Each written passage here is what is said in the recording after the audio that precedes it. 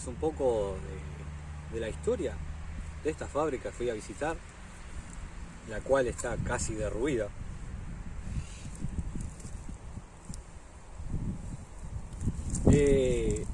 Esta fábrica, Rausa, que hacían azúcar a raíz de la remolacha,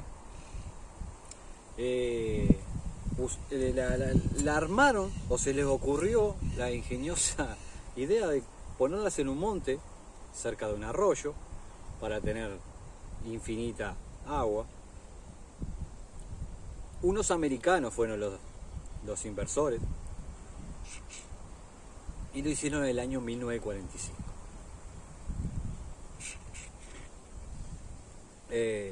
Hay toda una historia. Ahora se las voy a contar, les voy a contar una información que pude encontrar acerca de este lugar. Pero a rasgos les quiero contar eso, lo que yo vi. Llegar ahí, encontrar, y lo primero que ves es esa chimenea enorme, con la palabra de Rausa, una chimenea de 80 metros de altura, que es lo que te choca, y después ves todo lo demás, todo derruido, todo abandonado, y te viene eso de que qué lástima ese lugar, qué lástima ese abandono, no aprovechar esos lugares. No es el primer lugar que me encuentro que está abandonado de esa forma, y te genera eso de y acá en este caso es muy importante porque el pueblo se creó gracias a esa empresa, a esa fábrica, con algo de 2000 habitantes en su entonces. ¿Qué fue que se creó el pueblo de Montes? Casi con una población como la de Míguez. Después esta fábrica cerró en el año 1988 y desde aquel entonces, por eso está de esa forma, ¿no? Aparte que el vandalismo nunca falta. Obviamente que por eso está así, ¿no? Falta la abertura, bla, bla, bla, bla. Bueno, eso, otra historia, digamos, ¿no?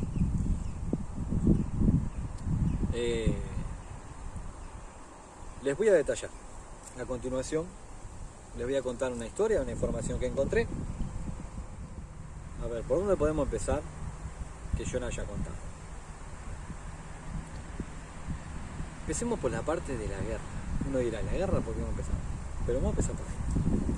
La firma azucarera operaba en Estados Unidos hasta que cerró al desatarse la Segunda Guerra Mundial. Las instalaciones fueron compradas, aseguradas y enviadas en barco hasta Uruguay por sus nuevos propietarios. Debido al conflicto bélico mundial, enviar la fábrica por partes en distintos barcos incrementaba el riesgo de ser hundidos por algún submarino alemán. Guerra. Por eso, un solo barco tomó riesgo y transportó las 22.000 toneladas de material hasta Uruguay. El barco llegó, la fábrica se empezó a levantar y en 1945 clavó el ancla definitivamente aquí en Uruguay.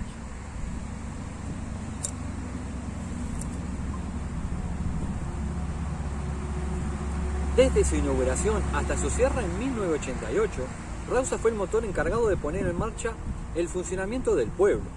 Hoy, a casi 30 años de su desaparición, la chimenea que permanece junto a los restos edilicios de la fábrica en el momento que rinde homenaje a la historia del pueblo. Como les contaba al principio, mi resumen. La chimenea no es lo único que mantiene vivo el recuerdo del ingenio azucarero. Van hacia la casa de Alfredo Leito, ex trabajador de Rausa de 56 años. Y ahí empieza a contar este personaje en la nota. Alfredo empezó a trabajar con 17 años y estuvo un periodo de 12 años hasta que la empresa cerró. Leito trabajó de adolescente porque la empresa funcionaba en Zafra durante el verano. Esto le permitía estudiar el resto del año. Era como una escuela industrial gigante, recuerda Leito. Dentro de las fábricas se realizaban diferentes oficios que iban desde mecánica agrícola hasta chapa, pintura y carpintería. Toma. Cerca de los restos fósiles, buena palabra para nombrarlo por el estado que está hoy por hoy, la verdad, fósiles de la fábrica y unas cuadras de lo de Alfredo, Juan Carlos Martínez observa por la ventana de su casa con un teléfono de línea en la mano. Con bastón y boina y la estufa a leña prendida, Martínez, de 88 años, se aprontó para mantener viva la llama de la historia de Rausa. Desde la mañana empezaban a llegar los camiones cargados de remolacha desde las chacras. Recuerda, a las 7 se abría la balanza que descargaba las remolachas en zanjas de unos 3 metros de profundidad. Por día se llegaban a utilizar más de 1 millón de litros de agua del arroyo. Había una producción de 116 toneladas diarias de remolacha. Joder. Una vez que la fábrica empezaba a funcionar, no paraba, y las zafras duraban unos 5 meses, dice. La fábrica funcionaba las 24 horas en 3 turnos. El movimiento del pueblo era grande y más de 1000 personas trabajaban en Rausa. Durante las mejores épocas, entre 1970 y 1980, el pueblo contaba más de 2000 habitantes. La población fue decreciendo hasta los 1760 que registró en el censo de 2011. Habíamos alcanzado en aquellos años una población superior a la de Míguez, una localidad que era anterior a Rausa, explicaba Martínez.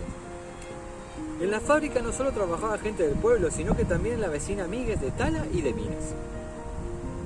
El ingenio funcionaba a toda máquina durante la zafra. Los camiones entraban y salían por los polvorientos caminos del pueblo cargados de remolacha. Una sirena sonaba 3 veces al día para indicar el horario de entrada del próximo turno de trabajadores.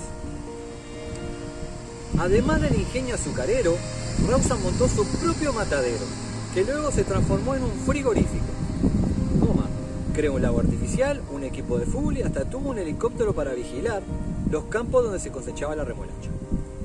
Rausa se convirtió en un complejo industrial, explicaba Martínez. Durante la post-zafra, el movimiento continuaba. Venían los camiones a buscar su subproducto, que le llamábamos tallarín. Era un desecho de la remolacha que servía para alimentar animales en los tambos, dice el ex trabajador.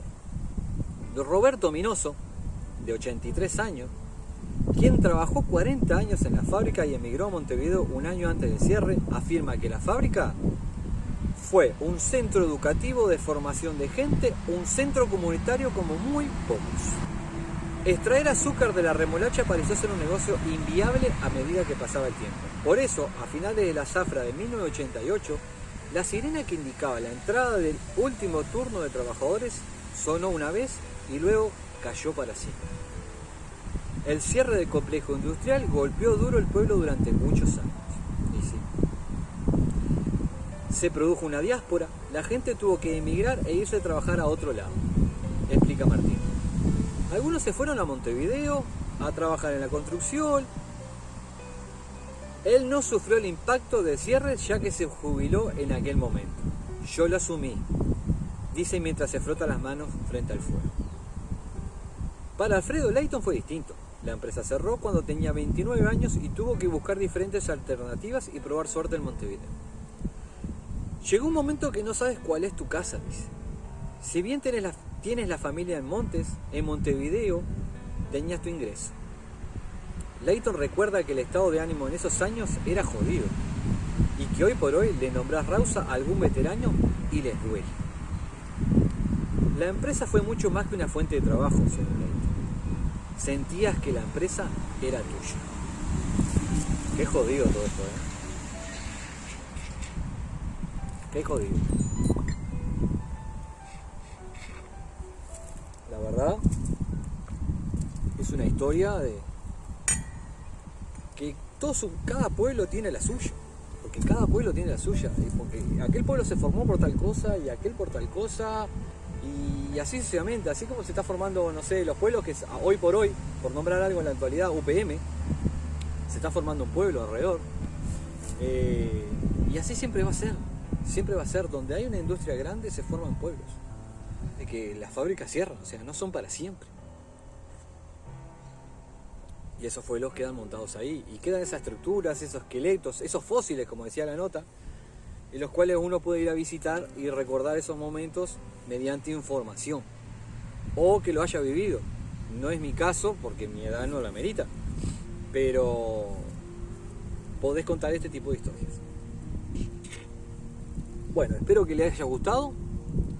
Si les gusta este tipo de notas, me lo hacen saber, me lo comentan y trataré de crear otras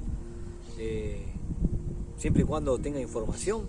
Me ha pasado que he ido a algunos lugares que no he encontrado información, a adecuada al lugar, su historia, pero en esta en particular teníamos información, teníamos una buena nota, muy importante. Y un dato no menos importante que quiero comentar, el lago artificial, que lo comentaba mientras iba en la moto, el lago artificial, ese que crearon ahí en Rausa, se está planteando en un proyecto